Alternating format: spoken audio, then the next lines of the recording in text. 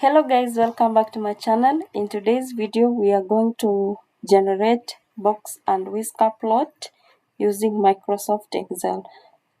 So this helps us to identify if there is an outlier in our continuous variable. So in this data we have various types of data in our data sets, and the one that we are going to use to generate box and whisker plot is the yield.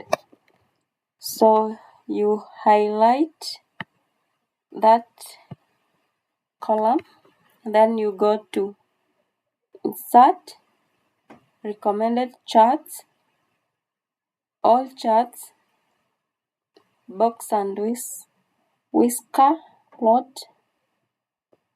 then you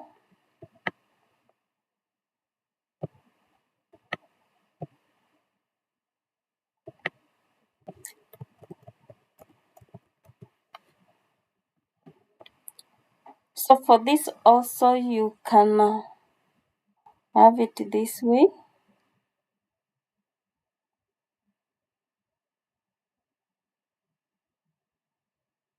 So we can have our data.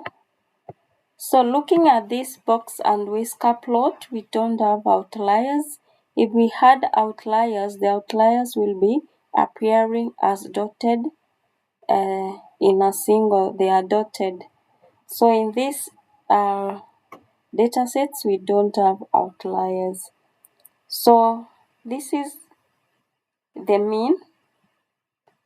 So, and then we have the lower values, lower value as 900. Then we have this first quartile. This is the median, this is the mean. Then this is the third quartile, and this is the local maximum. So this is the local minimum. So this box and whisker plot, we don't have any outliers.